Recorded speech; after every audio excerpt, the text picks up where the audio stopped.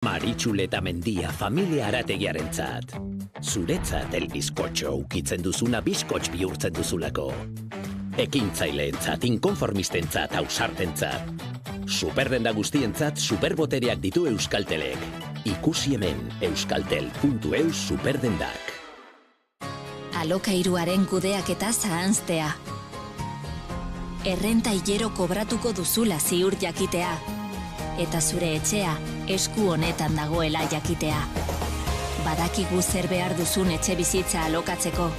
Hutsik dagoen etxe bizitza bat baduzu, Bizigune da zure programa. Eusko Jaurlaritza, Euskadi, auzolana.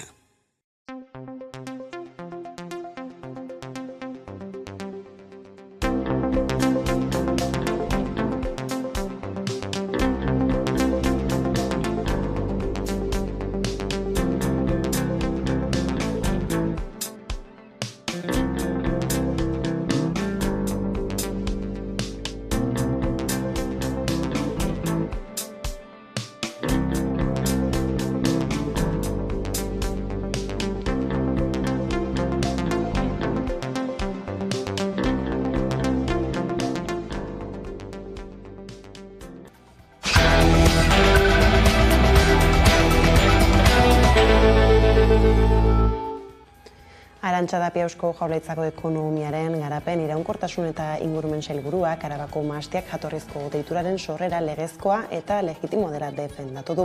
Euskal Herriko agintaritzaren aldizkariak aste artean argitaratu du izen berri hori, onartu eta babes nazional iraunkorra eman dion agindua. Behin-behineko baimena da Europako batzordeak horren inguruan erabakitzen duenaren zain. Batzordeak du izendapen berri hori aztertzeko eta hala badagokio onartzeko eskumena zuzen ere. Estatuko aldizkari ofizialak berriz ostegun honetan jaso du Arabako mahastiak jatorrizko deitura onartzen duen ekonomiaren garapen, iraunkortasun eta ingurumen sailaren agindua. Izen hori Errioxatik independentea izango da eta Arabako Errioxako upategiak atxiki ahal izango zaizkio. Dena den, Europak izen berriaren aurka egiten badu, elkarte horrek marka kendu beharko du. Kontua da sortu den arabotsa ez dela nola nahikoa Errioxa jatorri deitura kalifikatua eta Errioxako gobernua izen berriaren aurkakoa baita. Hala, azken honen deituraren kontseilu arautzailea aztertzen ari da, erabaki horren aurkako lege neurriak. Gainera, Eusko Jaurlaritzaren barruan ere badira aldeak gai horren inguruan. Bazkietako batek, PSek, Arabako Errioxako ardoak bereiztaren alde egin du, baina Errioxa izenaren babespean. Arratsaldeon guztioi, aipatu bezala Errioxako kontseilua gaur bildu da Jaurlaritzaren erabakiari errekurtsoa nola jarri aztertzeko. Bada, Arantxa Tapia sailburuak errespetua eskatu du, prozesua erabat legezkoa dela ziurtatuta. Gure aldetikan erabateko errespetua pribatu batzuek erabaki hori hartzen baldin badute. Eta erabateko errespetua erabakia hartzen ez dutenentzat, guretzako upategi guztiak Arabar Errioxakoak sartu batean edo sartu bestean eta nekazari guztiak guretzako garrantzitsua dira eta guztiak izango dute Jaurlaritzaren laguntza eta Jaurlaritzaren babesa eta programak eta gure laguntza guztiontzako izango da. Erabaki bat hartu edo beste bat hartu. Ardogintza izpide Arabako langileek hitzarmen duinaren aldeko mobilizazioak hasi dituzte. Gaur esaterako Bastidan kotxe karabana antolatu dute. Urte hasieran hasi ziren hitzarmena negoziatzen, baina bilerak bertan bera utzi zituzten gero. Eta gauzak horrela, UGT eta Komisiones Obreras sindikatuek erabaki dute mobilizazioei berrekitea. Borja Duke Lab sindikatuko kidea. Guk nahi deguna gutxienez soldataren inguruan KPIa bermatzea edo hori egotea hitzarmenan, lanaldiaren jaitsiera izatea, 10 urte baino gehiago daramagu jornada berdinaekin, eta ere aldizkako kontratu finkoak dituzten pertsonen baldintzak arautzea. Lan gatazken bueltakoekin jarraikin Nafarroako suhiltzaileek zerbitzuaren utzikeriaren aurkako protesta egin dute goiz honetan. Javier Remirez lehendakari ordea Nafarroako gobernuaren baso sutei buruzko bigarren jardunaldietara bertaratu dela aprobetxatuz. Duela 3 urte legealdi hasi zenetik zerbitzuak okerrera egin eta gobernuak irtenbiderik jarri ez duela salatu dute zehazki. Iñigo Balbaz suhiltzailea. Gure aldarrikapenak argi eta garbi daude, ez? Alde batetik, estruktura falta, Gure soldatak daramate 20 urte berritu gabe, egunero Nafarroako parke batzutan 3 suhiltzaile lan egiten dugula, unitate teknikoak edo sortzea.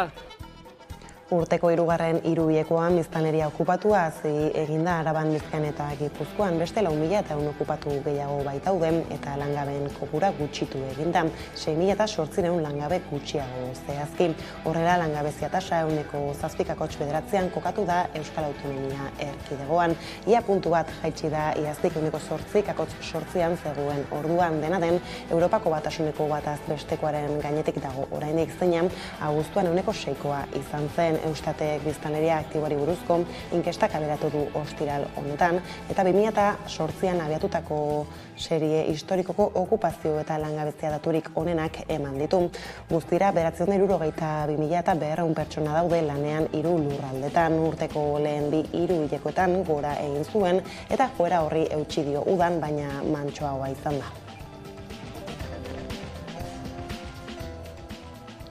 ELALAB eta Stella sindikatuek ez dute gogoko Euskal Autonomia Erkidegoko hezkuntza lege aurre proiektua aurkeztu den zirriborroa aztertuta egungo hezkuntza eredu duala betikotu egiten duela irizten diote, eta pentsatzen dute ez duela urratsik egiten sindikatuek aldarrekatzen duten sare publiko bakar euskaldun eta propioa lortzeko bidean. Horregatik mobilizazioak iragarri dituzten aurre proiektuaren kontra eta behin betiko legea langileekin egin dezatela eskatzeko. Hain zuzen ere greba deialdia egin dute aipatu sindikatuek EAEko hezkuntza sare publikoan azaroaren 30ean eta abenduaren 14ean. Entzun ditzagun jarraian Irati Tobar Labeko hezkuntza arduraduna eta Miren Zubizarreta Elako hezkuntza arduraduna urren zurren. Hezkuntza lege aurre proiektuaren zirriborroa aztertu eta egungo hezkuntza sistema duala betikotu eta gainditze bidean jartzen ez duela baloratzen dugu. Horregatik, sare publiko bakar, euskaldun eta propiorako bidea egin beharko lukeen legea behar dugula uste dugu.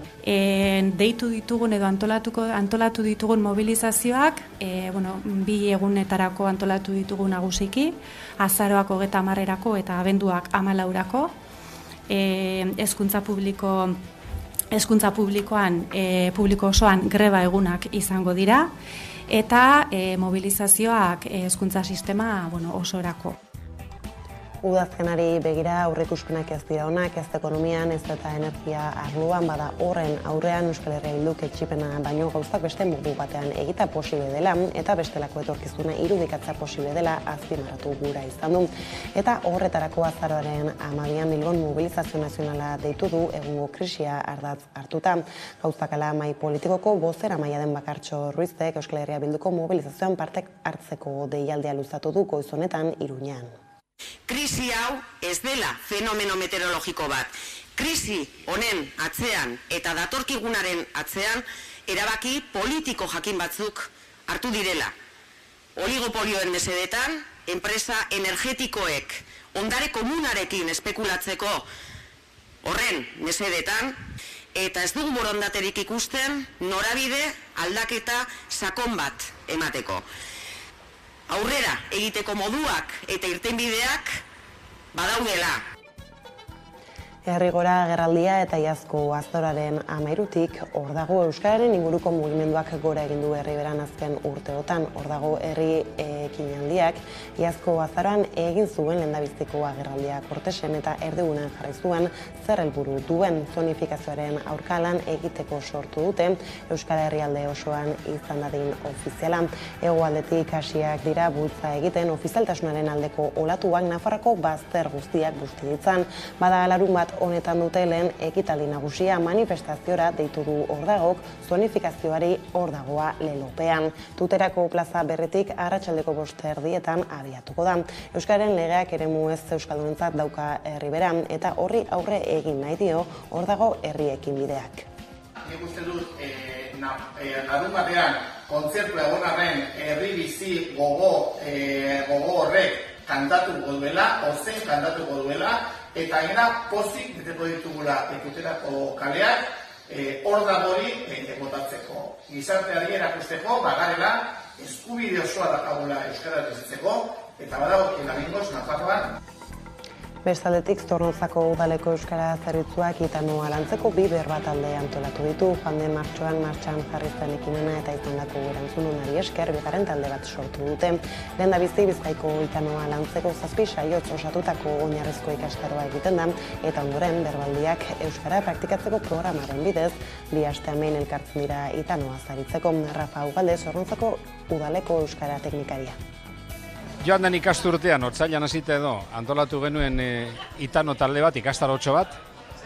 Saio labur batzuk egin genituen oinarri teorikoak ikasteko, eta aurten, ikasturte honetan hobeto esan, Itano berbat taldea sortu dugu, eta alkartu iten gara, holan, astean behin, txikito pare batean, pintxopotean, eta Itanoa praktikatu lagunen artean. Talde politia da, eta, bueno, apurlet berreskuratu ingure dugu, eta indartu ingure dugu Itanoa.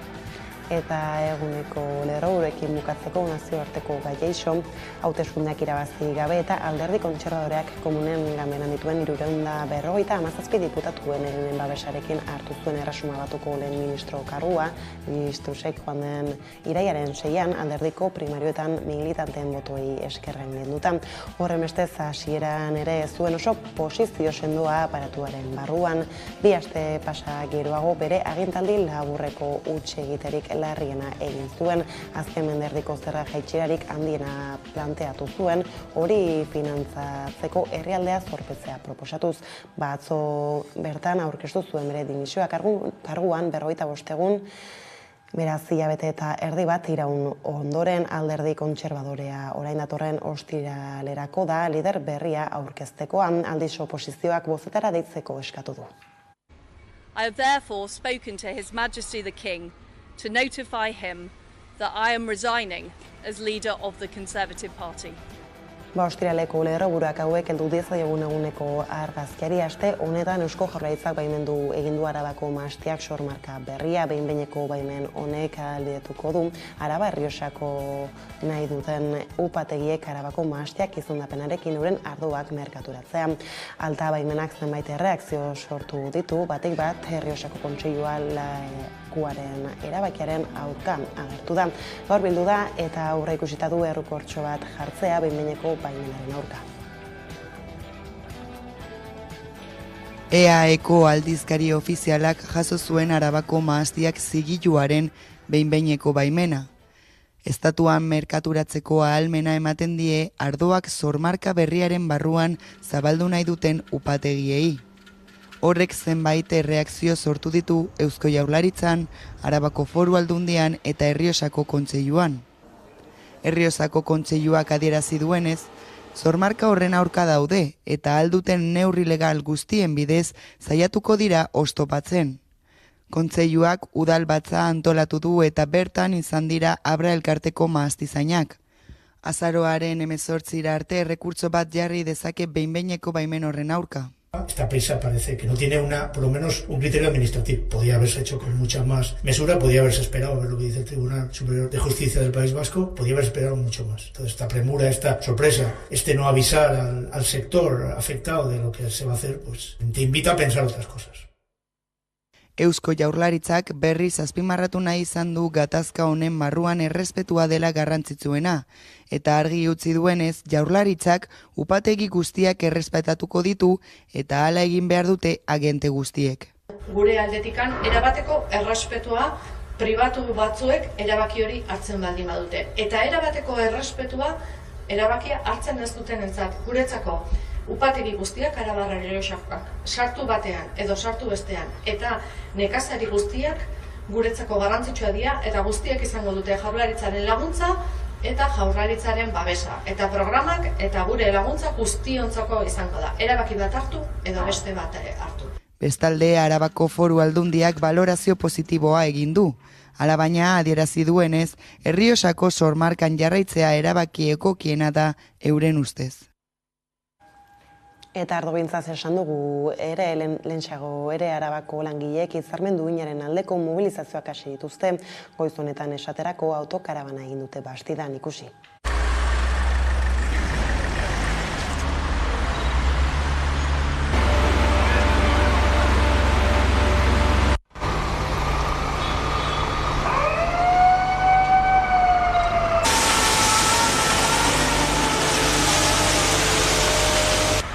nahi deguna gutxienez soldataren inguruan KPIa bermatzea edo hori egotea hitzarmenan, lanaldiaren jaitsiera izatea, 10 urte baino gehiago daramagu jornada berdinaekin, eta ere aldizkako kontratu finkoak dituzten pertsonen baldintzak arautzea.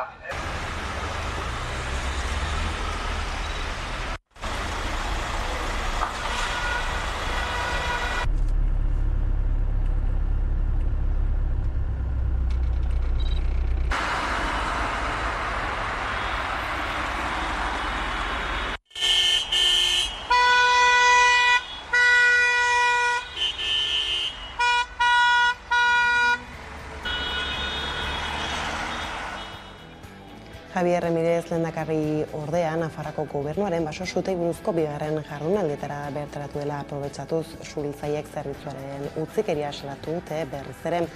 Haien aldarrikapenak argi dituzte, gainera estruktura falta duela 20 urteko soldata izoztuak, langile kopuru baxua eta talde teknikoen gabezia.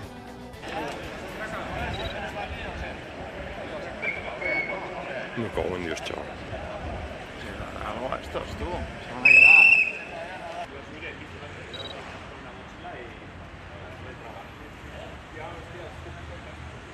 Gure aldarrikapenak argi eta garbi daude, ez? Alde batetik estruktura falta, gure soldatak daramate 20 urte berritu gabe, egunero Nafarroako parke batzutan 3 suhiltzaile lan egiten dugula, eskatzen dugu lehenbaien gutxienez 4 kopurura heltzea. Eta beste aldetik ere, unitate teknikoak edo sortzea, gure lan esparruan epe motzerako, ertainerako eta luzerako estrategia jorratuz. Beraz, hori dira orain gaur hemen bildu gaituen 4 aldarrikapen basikoak edo.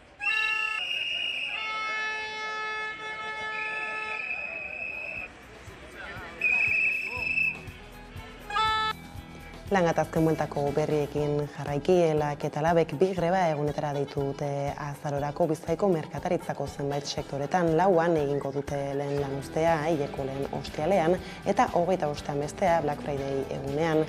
Egun larru eta oinetako saltzaien eta arropa denetako eta merkataritza orokorretako langileen hitzarmena negoziatzen ari dira eta patronalak negoziazioa blokeatzen ari direla salatu dute. Badakite merkatari txikiak zailtasunak pasatzen ari direla, baina haien ukoak ezinezko bilakatzen du denda handietako lan baldintzak hobetzea.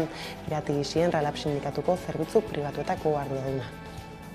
Baina Zekobi eta Bista egitendak patronaletan bazkidetuta dauden enpresa eta elkarte gehienak hain zuzen ere komertzio txiki eta ertainak dira. Eta beste saltoki batzuetan mobilizazioak egin eta Gran Bia itxita mantendu dugun bitartean uste dugu oso egon direla negoziazioan. Eta beraz, behartuta ikusten gara estrategia horretan aldaketa bat eman eta hemendik aurrera haiek ere seinalatzera. Gure helburua honekin da, haiek ere sentiditzatela gure mobilizazioen ondorioak, haien langileek hitzarmenak ez berritzea sufritzen duten moduan, azken batean merkataritza txikiko langileak direlako egoera eskasenean daudenak.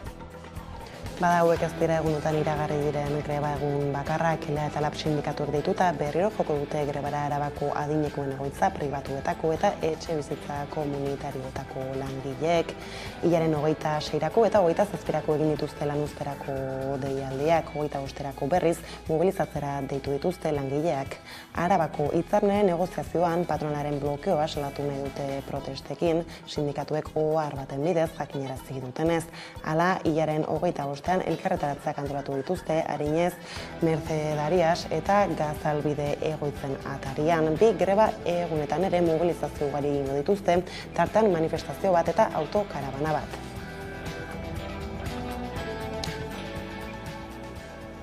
Ordea Vulcanizados Zuloaga enpresak epaiketa izan du ostegun honetan greba eskubidea urratzeagatik, zehazki 2021ko ekainean hasitako lanuztearekin bat egiten ez duten langileak, egin ez zuten langileak ekonomikoki saritzeagatik.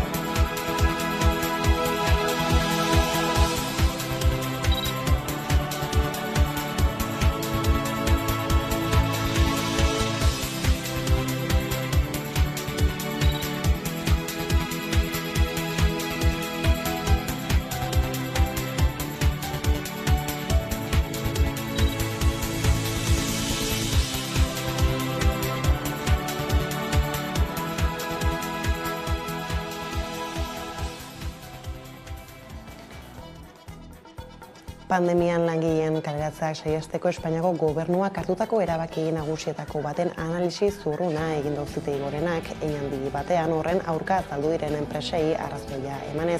Ebatzi du orduan egindako kaleratze guztiak ezin direla baliogabetzat jo eta kasuan kasu aztertu behar direla. Gorenaren arabera Espainiako gobernuaren dekretua anbiguoa da, ez duelako kaleratzeko debekua ezartzeko lege oinarririk, ez dago kaleratzeko benetako debekurik dioenaren arabera. Eta kaleratzeak eginez gero horiek nolakoak izan behar duten ere ez duelako zehazten, horiek horrela ez du egok ikusten kaleratzeak automatikoki baliogabetzat jotzea, hori egin ahal izateko zer araudi eta oinarrizko eskubide urratzen diren argitu beharko lukelako dekretuak. Pandemia garaian oihartzun handiko kaleratze batzuk egon ziren, langileen kopuragatik EAEko auzitegi nagusiak baliogabetu zuen espediente handiena Tubatek Sarabako Odi ekoizlarena izan zen esaterako. Enpresak ez duen gorenean helegiterik jarri eta langileek zuzendaritzaren eskaintza onartu zuten erreferendumean. ITP Aeroren kaleratzeak ere baliogabetu zituen Bilboko epaitegiak, baina ez zen Espainiako gobernuaren dekretuaren mamian sartu. Beste arrazoi batzuengatik baliogabetu zuen espedientea. Aernnobaren kasuan berriz, epaimahai batek onartu egin zituen kaleratzeak bidegabetzat jota. Eta gaizolatuta aipatu dugu, Labek eta Esteilasek greba egingo dute EAEko hezkuntza sare publikoan azaroaren 30ean eta abenduaren 14ean. Araba, Bizkaia eta Gipuzkoako hezkuntza lege aurreproiektuak sistema duala betikotzen duela iritzita, ELA, LAB eta Esteila sindikatuek grebara deitu dute azaroaren 30ean eta abenduaren 14ean hezkuntza publikoko sektorea. Deitu ditugun edo antolatu ditugun mobilizazioak, 2 egunetarako antolatu ditugu nagusiki, azaroak 30erako eta abenduak 14erako, hezkuntza publikoan, publiko osoan greba egunak izango dira, eta mobilizazioak hezkuntza sistema osorako. Aurkeztutako zirriborroak gainera sindikatuen ustez ez ditu urratzik ematen sare publiko bakar euskaldun eta propioa lortzeko bidean. Hezkuntza lege aurreproiektuaren zirriborroa aztertu eta egungo hezkuntza sistema duala betikotu eta gainditze bidean jartzen ez duela baloratzen dugu. Horregatik, sare publiko bakar, euskaldun eta propiorako bidea egin beharko lukeen legea behar dugula uste dugu. Hezkuntza legeak jaso beharko lituzken neurriak zehaztu dituzte. Publiko ardatz izatea, segregazioari aurre egitea, lege propioa eta euskara erdigunean jartzea besteak beste. Lehenengoa, publiko ardatz izango duen hezkuntza legea nahi dugu. Segregazioari aurre egin eta gizarte kohesioa bermatuko duen hezkuntza legea nahi dugu. Hezkuntza lege propioa nahi dugu. Horrela, mobilizazioak iragarri dituzte aurre proiektuaren kontra eta behin betiko legea langileekin egin dezatela eskatzeko. Ostera sehaskak protestara deitu du azterketak euskaraz egiteko eskubidea aldarrikatzeko azaroaren 14ean gizakatea egin dute Bordelen ikasle, guraso eta irakasleek eta euskaltzale orori mobilizazioan parte hartzeko deia egin diote Bordeleko errektoretza eta giza eskubideen plaza lotuko dituzte eguerdiko 12etatik ordu batetara. Ez da hausa zartutako data azaroaren 14a basoan izena emateko azken eguna da.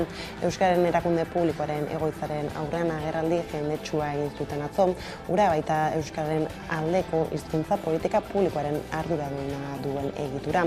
Irailean bilkura egin zuten Euskararen erakundeko ordezkariek eta Ipar Euskal Herriko parlamentariek Parisen, Frantziako hezkuntza ministerioko ordezkariekin eta jarrera aldaketa bat igarri zutela jakinarazi zuten. Sail elebidunean euskarazko irakaskuntza kudeatzeko adostasun batzuk lortu zituzten eta berrebeta euskaraz pasatzeko aukeraz ere mintzatu ziren. Hala ere basoa ez duten aipatu. Ipar Euskal Herritik bada besterik Pauko administrazio auzitegiak ez ditu aintzat hartu Kanboko tokiko hirigintza planaren berrikuspenaren aurka aurkezturiko helegiteak eta aurrean hainbat eragilek dei egin dute gaur arratsaldeko 6etan Kanboko Marieniako lurretara joateko. Igandera bitartean bertako laborantzalurrak okupatuko dituzte. Urteak daramate borrokan Kanboko Marieniako laborantza lurren defentsan. Lurrak eraikigarri bilakatu zituen hirigintza planaren aurrean elegita jarri zioten 2019an Lurzaindiak nahi dugun herria kanboko talde politiko abertzaleak eta ingurumenaren defentsarako KADE elkarteak. Marieniako lur horietan higiezinen promotoreak aurkezturiko proiektuaren arabera 94 etxebizitza sozial eraikiko dira 4 hektareatan, horietatik 59 alokairuan eta 45 salmentan. Paueko auzitegiaren emaitza iragan udan iritsi da. Epaiak azaldu duenez, Marieniako lurrek laborantzarako duten balorea ez da frogatua, ez baita bermatua ezpeletako piperra eta itsasuko gereziak landatzeko balio duenik. Dena den kanboko Marieniako lurren defentsan jarduten duten eragileek ez dute amore emateko asmorik. 3 eguneko okupazioa antolatu dute ostiral honetatik igandera bitartean. Larun batean goizeko 10etan manifestazioa egingo dute kanboko herriko etxetik lurretaraino. LB, FDSA eta ja sindikatuek ere bat egin dute manifestazio deialdiarekin. Jarraian herri bazkaria egingo dute eta arratsaldean topaketak eta hitzaldiak izango dira Marienian. Igandean hitzaldiekin segituko dute eta okupazioa arratsaldarako desmuntatuko dutela esan dute. Afera honen erdian, herriko gehiengoaren baitan desadostasunak agerian dira. Gianfranco Isla Costa laborantza delegatuak eta Peio Etxeleku hautetxiak Cristian de Beza auzapezaren gehiengotik aterako direla iragarri dute. Bi hautetxiek argi eta garbi kritikatu dute Lapurdiko herriko lurra eta etxebizitzari loturiko politika. Testuinguru honetan adierazi dute herriko laborantzako lur hoberenen babestaren defentsan mobilizatzen den laborantza lanbide osoari sustengurik handiena ematen diotela.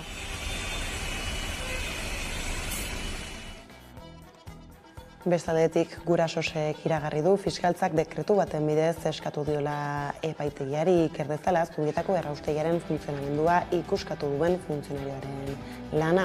Berriak irailaren 17an argitaratu zuen informazio bat hartu du fiskaltzak ikerketa abiatzeko arrazoi gisa. Hain zuzen ere erraustegian lanean aritutako behargin batek hainbat agiri eta irudi utzi zituen euskarazko kazetaren esku horiek erakusten dute Zubietako 2 errauste lerroetan likidoak usteko drainatze tutuak eraiki zituztela, baimenik gabe lehen suzko probak hasi ostean erraustegiaren inguruan atzeman duten kutsadura horiek eragin duten edo ez, ikertzeko baliagarria izan daiteke urratsa. Eta energiaz, Emmanuel Macronek bereari eutsi dio eta azkenean Iberiar Penintsulatik Europa erdialdera gas naturala garraiatzeko gasbide berria ez da Pirinioetatik barrena egingo. Mitkat izan behar zuen gasbidea baztertuta Europa iparaldea eta batez ere Alemania gasez hornitzeko xedez Barmar deiturikoa adostu dute Frantziako estatuburuak eta Espainiako eta Portugaleko presidenteek Pedro Sánchezek eta Antonio Costak Europar Kontseiluaren aurretik. Iberiar Penintsula eta Frantzia zeharkatuko lituzken Mitkat gasbideren proiektua baztertu eta haren ordez Bartzelona eta Marseilla lotuko dituen urrazpiko korridorea eraikitzea adostu dute Frantziak, Espainiak eta Portugalek. Hasieran gasa eta gero hidrogenoa garraiatuko luke hodi horrek. Bestalde interkonexio elektrikoei bultzada ematea ere adostu dute, tartean Bizkaiko golkoan Gatika eta Bordela artean eraiki asmo den konexioa azkartzea. 400 kilometroko kable bikoitza eraiki asmo da urrazpitik, kable banatik 1000 megabat garraiatzeko. Bizkaiko golkoko proiektua 2027ko gauzatzea espero da, azken aurreikuspenen arabera. Baina akordio berri honek bizkortu ditzake gauzak, Pirinioetatik argindar interkonexioak areagotzeko aukera ere aztertzea adostu dute. Tartean egon liteke Nafarra, Lapurdi eta Landak lotzeko egitasmoa. Europar Batasuneko interes komuneko proiektuen zerrendan dago hau ere. Emmanuel Macron Frantziako gobernuko presidenteak ez zuen Iberiar Penintsularen eta Europako kontinentalaren artean gas interkonexioa garatzeko interes berezirik, baina bai argindarrarenak. Macronek badu bere akordioa, baina Sánchezek eta Costak gasarena ere bai. Mitkat gasbiderik ez azkenean haren ordez energiaren korridore berdea. Bartzelona eta Marseilla artean 60 kilometro itsasoz. 45 urteko lana izan liteke ura eraikitzea, baina gasa ez ezik hidrogeno berdea garraiatzeko ere baliagarria izango da, eta gainera Marseillatik Europa osorako interkonexioak oso garatuta daude lehendik ere. 3 gobernuetako presidentek berriro eztabaidatuko dute proiektu hori Euromedeko goi bileraren harira, abenduaren 8an eta 9an Alakanten. Bertan inbertsiorako epeak, kostuen banaketa eta baliabide ekonomikoen volumena bezalako gaiak zehazta espero dute. Euskal Presoen aferari helduta berriz Donostiako udalak kezka adierazi du Atristain berriz espetxeratzeagatik EAJaren, Euskal Herria Bilduren eta Elkarrekin Donostiaren aldeko botoekin onartute adierazpen instituzionala. Hor adierazi dute gradu progresioak arau izan behar direla eta ez salbuespena.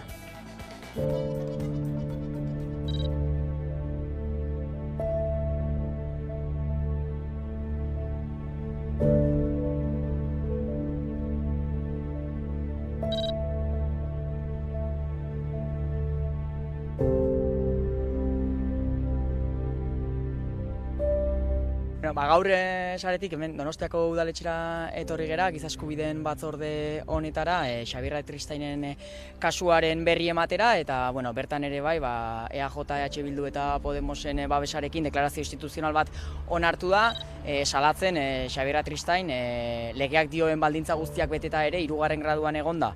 Bigarren gradura pasa dutela eta Martuteneko kartzelara itzuli behar izan dela, eta hor salatu nahi deguna da Audientzia Nazionaleko Fiskaliaren jarrera etengabe badela Euskal Presoei gradu progresioen bide hori oztopatzea.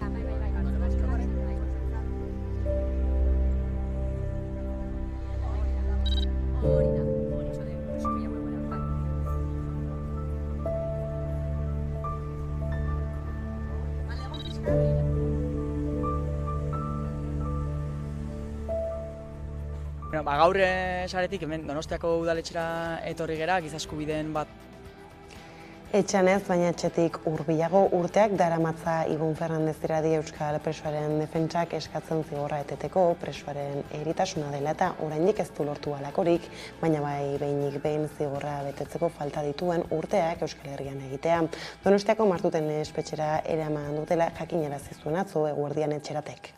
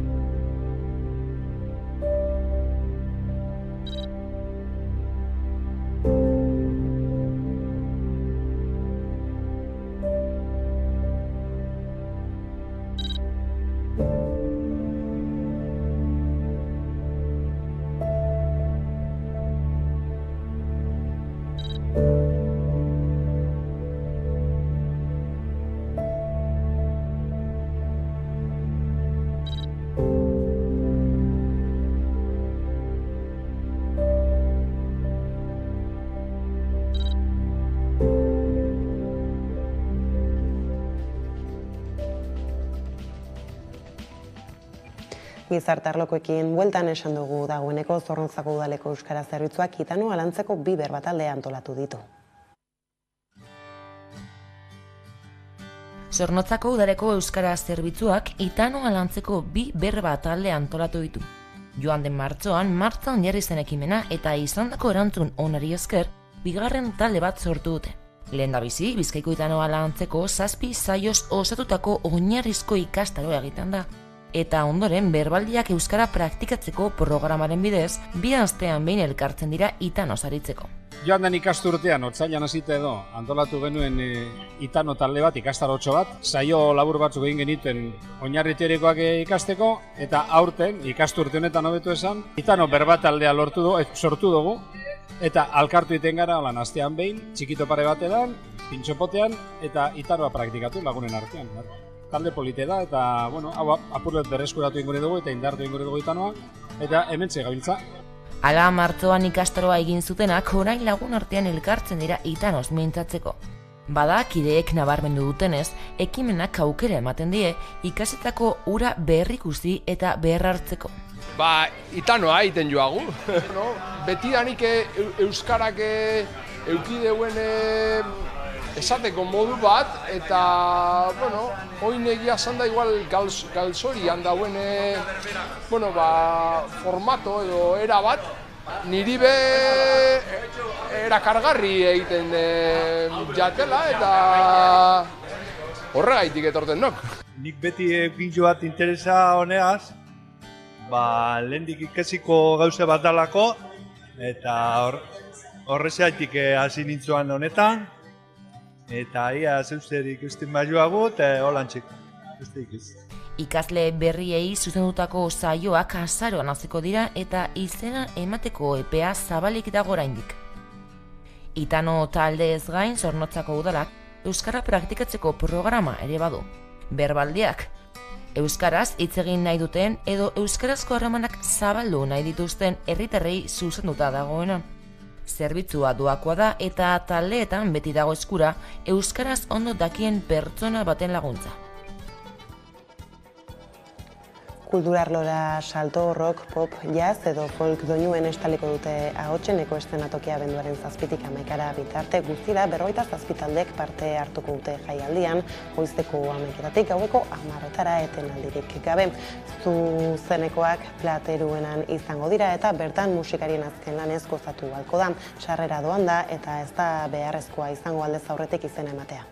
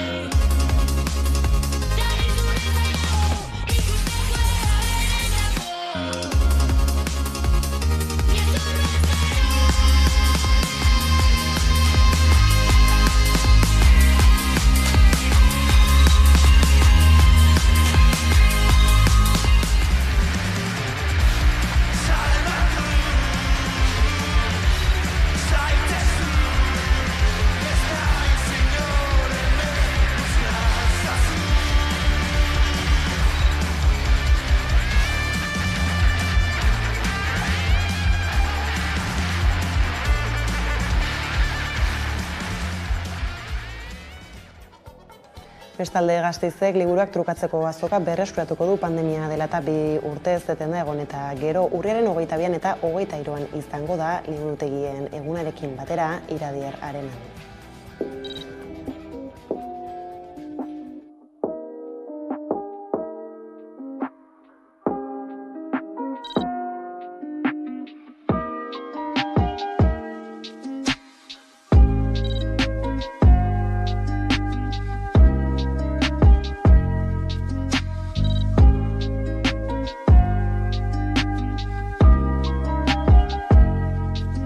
Vuelve el mercado de trueque de libros, tras 2 años sin poder celebrarlo.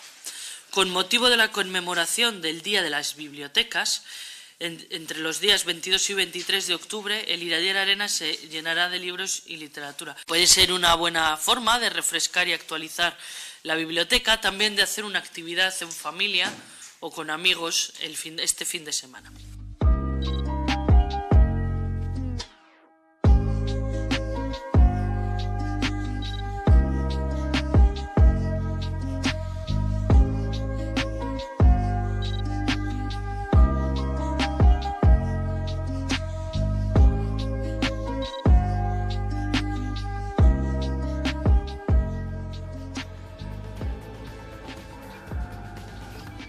Eta kulturarlokoekin bukatzeko gure zirkuak geldialdia egingo du Iruñerrian, izan ere konpainiaren 5. bira Nafarroan amaituko da. Gaur bertan arratsaldez estreinatuko da Antsoainen, osotara 12 emanaldi eskiniko dituzte bertan, azaroaren 6 bitarte adi.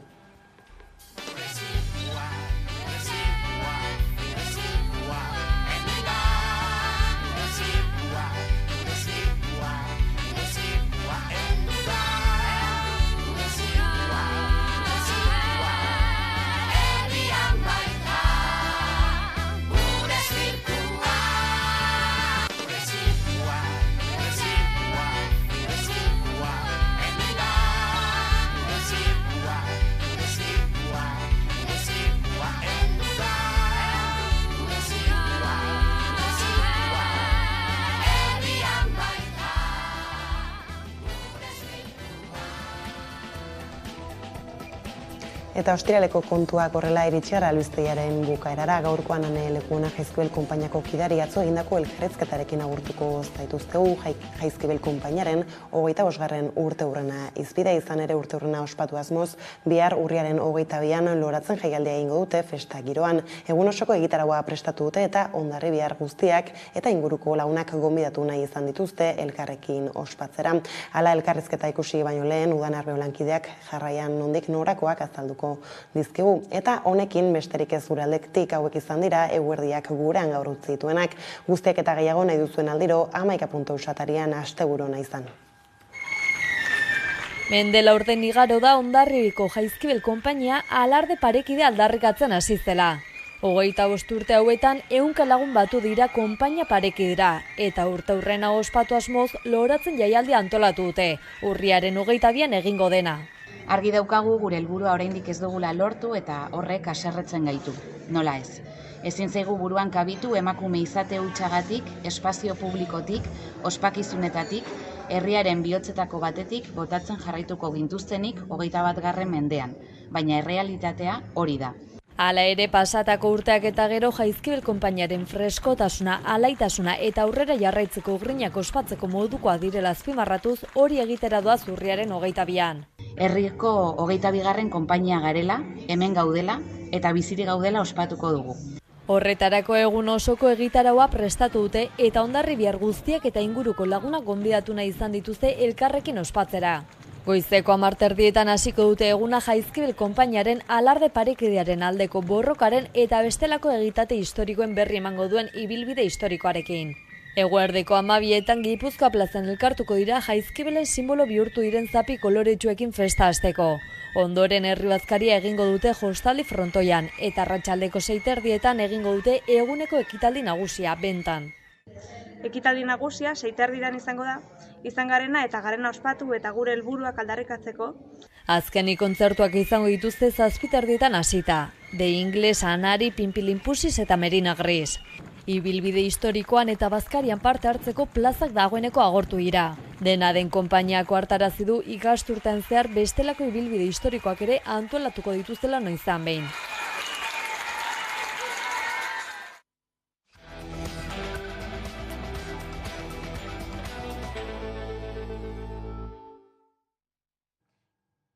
Eta egunero legez, eguneko elkarrizketari atea irekiko diogu, horretarako gaurkoan gurekin daukagu Ane Lekuona, Jaizkibel konpainiako kidea da bera, eguerdion.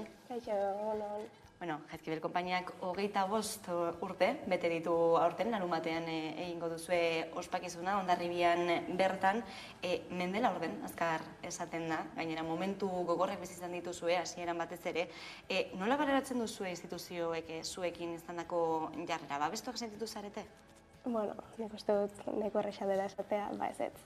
Eta nik uste dut hori dela arazo nagusienetako bat, ez? Kanpainak egin du bere bidea, jarri du energia, jarri du indarra, jarri du, eta izan du ere bai babesa, ez? Baina, instituzioena ez. Eta azken finean, hori da, hau konpontzeko gakoetako bat. Esaterako Txomin Zagasazu, Hondarribiko alkateari gutun bat bidali zenioten, aurtengo alardearen ostean, hain zuzen ere berak zuzenduko lukeen elkarrizketa prozesu baten martxan jartzea eskatuz, ez dakit erantzunik jaso duzuen? Ba ez, Jaizkibel konpainiak beti eskatu du elkarrizketarako gune bat, eta honetan ere bai ezezkoa jaso du, edo hutsa jaso du, eskatu zitzaion jaien ondoren hilabete bateko epean erantzun bat jasoko genuen, eta ez, orduan, nola badugun orain larun batean alako jaialdia, bada ere bai forma bat indarrak hartzeko eta aurrera jarritzeko, ez. Udalaren kolore politikoak zer ikusia du honekin? Politikatik aratago doan zerbait da? Bueno, nik esango nuke ia guztia dela politikoa bizitzen dan, eta hau ere bai, ez. Azken finean bada zerbait konponbide bat eman bartzaiona, eta kasu honetan boterea daukatenak, EAJkoak dira, ez. Hondarribin azkenean historikoki indarrean egon den partidua, eta orduan arazoa azkenean eskutik da ere bai horrekin, nik uste dut. Aurtengoan esaterako Emakunde, Arartekoa, Euskal Herria Bildu, Podemos eta Ezker Anitzaioko indar politikoak izan ziren, Hondarribian bertan, utxunerik antzen bazen duten? Berriro ere ez, osea, biztabekoa da. Azkenean Hondarribiko arazo hau ezin da ulertu, ez baldin badugu testuinguru soziopolitikoa ulertzen. Eta kasu honetan, historia hau EAJaren eskutik doa. Eta hori arbistakoa da gaur egun, eta esaten genduguna, ez? Konponbiderako gakoetako bat hau da. Baina hurbilketarik izan duzue azken urteetan? Azken fina ez pentsatu Jaizkibel konpainiak beti eskatu duela elkarrizketarako eskua, eta beti jaso duela, ez? Hutsa eta ate itxiak. Orduan, behin eta berriro ez, basoka berriro berdinari tiro egitea. Baina diputazioaren aldetik esaterako badirudi azken urteotan egon dela, ez? Hurbilketan nahi bat. Bai, inkluso nik esango nuke hau dela gehiago, eta igual nire iritzi personala ez, baina alderdi bertan ere bai badituzela gozatxo batzuk konpontzekoak, eta hori Hondarribiren kasuan, nahiz eta izan oso herriko kontu bat erakusten duela edo bistako egiten duela, alderdiak maila igual handiago batean dituen arazo batzuk. Erakunde ezari garela, Izaskun nahi da Emakundeko buru izan dena, horren ondotik Miren Elgarrestak hartu du haren lekukoa, salatu duzuen ez alarde parekidearen aurkakoa da bera, zenolako ondorioak ekarriko ditu honek? Ikusteke dago, baina berriro ere bada arazo bat edo biztaratzekoa, ez? Nola Jaizkibelek ez duen kargo honen babesi jaso eta etorkizunari begira, ez? Nahi baldin badegu instituzioek emakumeak babestea, da galdetzekoa eta biztarako egitea, nola da posible, ez? Emakumende bezalako instituzio batek ez Hondarribi eta Irungo kasuak babestea. Alarde parekidea, hori da zuen aldarrikapen nagusienetakoa, baina baita ere publikoa izan dadila, zein da egoera? Ez da, kanpotikan beti esaten du, ez da zaila ulertzen, nahi dugu alarde bat, nahi dugu parekide izatea eta publikoa izatea, guztiontzat izatea, herrikoa denez, ez da herrikoentzat. Orduan, martxean da honetan ere bai, bistako egiten da nola privatizazioaren kontu honek, daramala alako paradoja hori, ez? Bistako egiten du azkenean zein darrekari diren hitz egiten edo. Nolakoa izan da aurtengoa? Aurreko urteekin alderatuta lasaiagoa izan da? Azkeneko urteetako joera ikusten dugu Jaizkibel konpainia gero eta babes gehiago daukala, eta ez bakarrikan inguruko esango dugu herri edo testu inguruko pertsonengatikan, baizik eta baita ere herri bertakoetatikan. Eta pozgarria da, indarrak ematen digu ere aurrera jarraitzeko. Orduan esango dugu emaitza edo pozgarria dela, ez? 1000 soldadu eta baina gehiago gara. Baina herrian, zein da sentsazioa? Izan ere oraindik ere bada alarde parekidearen alde ez dagoen jendea, herriko lagunak, auzokideak, familiarrak ere izan daitezke ez, zein da alardea? Bada zerbait kuriosoa, nik uste dut Hondarribitarrok ulertzen dugun zerbait da, eta igual kanpokoei esplikatzea nahiko zailak asotu batzutan, baina ere imaginatzen dut beste leku askotan ere gertatzen diren bezalak, badira gauza batzuk batez ere baikainetik aurrera sentitzen direnak, ez, bilpilean egoten direnak, eta nik hori kontatzen dut nire ikuspuntutik, nire bizi penetatikan, ezin dut hitz egin, ez, duela 25 urte emakume eta gizon askok bizitu zutenaz, hori noski desberdina da, baina gaur egun inkluso ez, sumatzen da desberdintasun horiek eta uste baino indar gehiago daukate hori ere bai. Zure kasuan, noiz hasi zinen, desfilatzen Jaizkibelen? Ni oso urte gutxi daramatzat soldadu bezala. 2018an uste dut desfilatu nuela lehenengo aldiz. Eta, baina nire kasuan ere bai, inguruko laguna kuadrillak bertan desfilatzen zuen, familiatekan ere bai, esan dut ez dela alako aurrera paso bat edo, nik aldorratzatik inoiz ez dut arazorik izan, baina, nik uste dut jende askori ere gertatu zaion bezala, izan zela alako klik bat ulertzea, txikitatik erakutsi digutela emakumei, espaloian geratu eta bertatik ondo pasatzen. Eta esan edo bizi esperientzia hori azkenean ere bai bada zerbait ikasia. Eta inoiz ez dugula galdetu edo egin beharko genuela galdetu ez, eta jende askori animatzen diot pentsatzera nola izango zen jaia bizitzea barrutikan. Eta nik uste dut hortikan jende askok egin duela klik eta esan du, ba probatuko dut, ez? Eta Jaizkibel konpainiak eman digu babesa hori probatzeko. Argi zeneukan orduan Jaizkibelekin bat egingo zenuela. Bai, ez jakina, hasteko ez daukagu beste aukerarik, ez? Emakume izan da alardean parte hartzeko espazioa Jaizkibel konpainiak ematen digu, emakume eta gizon askok historia hau bete dutelako, ez? Eta horregatik eskerrak eman behar dizkiegu. Astapenetara joan da, ez? Aipatu dugu 25. urte hurrena ospatzen ari zaretela, baina tentsio handiko momentuak izan dira, lehen urteetan batez ere, baina duela epe motzean ere gogoan ekartzekoak dira horietako batzuk, beldurra ere igaro duzuela, aipatu izan duzue, batez ere aipatu dudan bezala lehen desfile horietan, zein da balantzea? Bueno, nik uste balantzea, eta hau igual nik esaten dut, baina esango nuke orokorrean konpainiaren parte garen guztiek esango zutela merezi izan duela, ez? Egindako borroka guztiak eta pasatako jende asko pasa dituen beldur eta min eta egoera ez desiragarri horiek merezi izan dutela. Beste alde, esandakoa nolabait ere bai uste dut badaukagula oraindikan egiteke zerbait dela oroimen hori pixka bat berreskuratzea eta batez ere lehenengo urte horietan, baina esan bezala duela ezain beste ere bai pasa diren esperientzia guzti horiek ere bai nolabait bistako egin behar ditugula, ez? Hori bada zerbait oraindikan egiteko daukaguna. Esaterako aurtengoan plastikorik beltzik ez da ikusi? Bai, ez, nik uste dut gaur egun egoera desberdina dela adibidez, azkeneko 10 urteetan edo bizitu denarekin, batez ere alde zaharrean, ez? Hori ere bada nabarmentzekoa. Hondarribiko tentsio gune nabarmena alde zaharra da, baina oso desberdina da eguna espazio eta kale desberdinetan. Baina bai, aurten desberdina izan da, azkeneko urtetan ere bai izan da pozgarriagoa, sumatzen da jendearen babesa.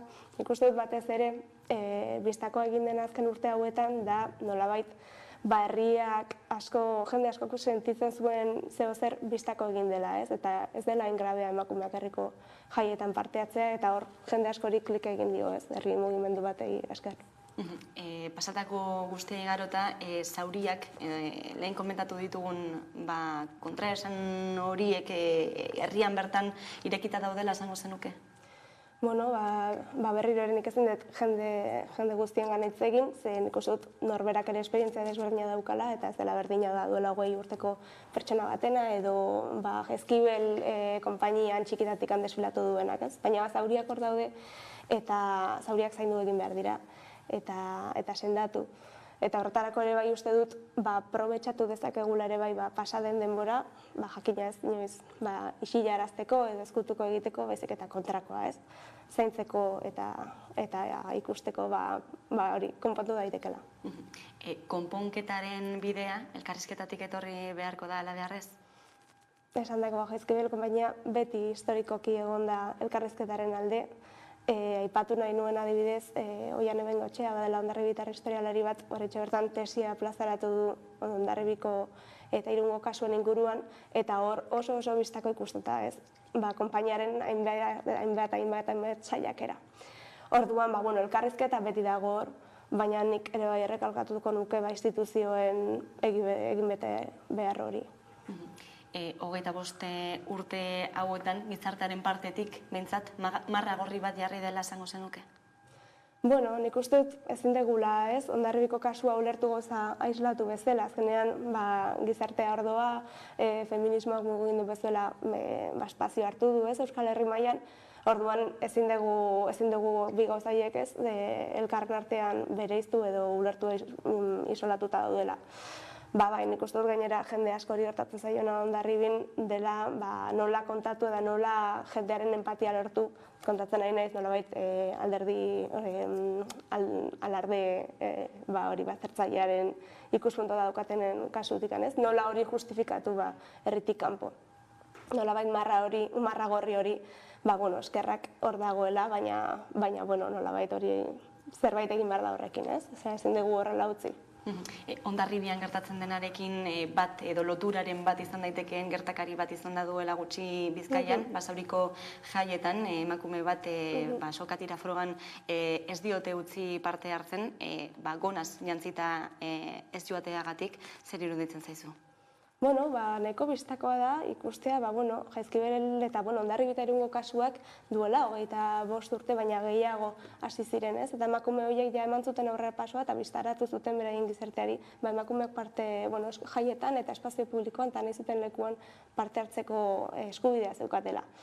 Kasu hau gertatza 2022an, erakusten digu oraindik asko daukagula egiteko, ez? Gizarte mailan emakumeak oraindik asko daukagula espazioak hartzeko, eta, nik uste dela abisu bat, ez, esateko, nahiz eta oraindik pentsatu gauza asko irabazi edo lortuak daudela, oraindik asko geratzen dela egiteko.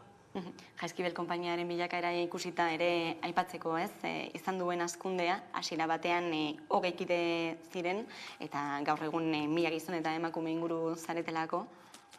Bai, ez, hori ospatzeko zerbait da. Eta ikusteko hori bilakaera badagoela, belaunaldi aldaketa badagoela ere bai, ez, hori garrantzitsua da. Ez jai hauetan lagun batekin komentatzen genuen, ze pozgarria den ere bai, jaretik joan eta ikusi, neska txikiak ensaiatzen ikustea, ez, normaltasun eta naturaltasun guztiarekin. Eta hori bada zerbait ospatzekoa, hori duela inbesturte zen gertatuko orduan. Bai, etorkizuna badator potente. Dena den oraindik ere egiteke dagoela aipatu duzue, izan ere aurtengoan ere bi desfile egon direlako, egungo egoerari zein etorkizun ikusten diozu? Bi alardeena, desde luego, ez dago etorkizunean edo gure pronostikoan. Guk eskatzen dugu lehen esaten genuen bezala, ez alarde bakarra, alarde parekidea eta publikoa. Orduan, inola ere ez dugu onartuko, azken finean bi alarde izatea, ez? Azkenean, herria guztiona da eta jaia ere bai. Aipatu dugu, larun batean ospakizun jaia, prestatu duzuela Hondarribian, loratzen lelopean, gainera, ez? Zanaiz beteriko leloa ere hartatu duzuena. Bai da zerbait ospatzeko, adia esan da. 25. urte horrena ospatzeko, esango dugu aitzaki bat, herriko espazio publiko ere bai hartzeko okazio bat, eta beste ere bai nabarmendu eskerrak emateko, ez, gure haziak izan ziren hoiei, eta urte hauetan ere bai esan digutenak, elikatu dutenak, eta guzti hori ere bai bada zerbait esan bezala oroimena egiteko, eskerrak emateko, eta esan bezala nolabait ere bai belaunaldi aldaketa hori ere bai bistako egiteko. Zer nolako ekitaldiak prestatu dituzue? Helburu horiekin pixka bat datozenak, alde batetik lehenengo puntuan dakagu ibilbide historiko bat, Hondarribiko batez ere alde zaharrean prestatua, hori jakitearren plazak bukatuak daude, baina bai dauka intentzio hori, ez? Oroimen hori berreskuratzea eta bistako egitea, zen ikustu oraindik pedagogia asko daukagula egiteko, inkluso herritar hondarribitarrok, ez? Dakigula oraindik ezin den gure historia benetan. Gero bigarren puntu bat, egongo dalako elkartze bat, ospaketa hasiko da, herri bazkari bat daukagu, eta arratsaldean alde batetik ekitaldi bat izango dugu, hau da bentan, dela itsaso aldean, eta ondoren eta bukatzeko kontzertuak. Eta nor dago gonbidatuta bertara? Daukagu oso kartel benetan ederra, badaukagu alde batetik The Ingles, dela Hondarribiko emakume musikari batzuen taldea, erabat divertigarriak, eta bestalde daukagu ere bai Anariren kontzertua izango dela bikaina, baita ere Pinpilippusis, eta amaitzeko Merina Gris. Emakumeek hartuko dute holtzarkoan. Bai, hori ere oso garrantzitsua, ez? Hemendik badaki gure musika estenan badagoela asko egiteko, eta honek ere bai ematen digu animoak. Eta herritarrak bertaratzeko zein mezu zabalduko zenuke? Herria ere bai gurea dela eta guztiona dela, ez? Jaizkibel irekia dagoela bertan parte hartzen nahi duen guztientzat. Eta beraz, beldurrik gabe benetan espazio hartzeko momentua dela. Datorren urtera begira, eskaria zein izango litzateke? Hainbeste eta hainbeste urtetan emakume eta gizon asko lan egin dutena horretan, ez? Goazen lortzera, goazen elkarrezketa edo bide desberdinen bidez, baina benetan herria eta jaiak berdintxoan eta disfrutatzeko aukera izatea. Leku ona, Jaizkibel konpainiako kidea, eskerrik asko, gaurkoan gurean izateagatik. Eskerrik asko zuei.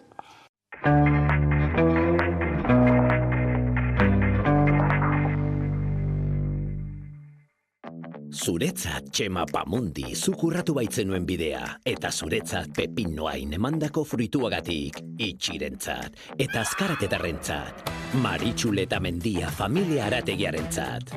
Zuretzat el bizkotxo ukitzen duzuna bizkotx bihurtzen duzulako. Ekintzaile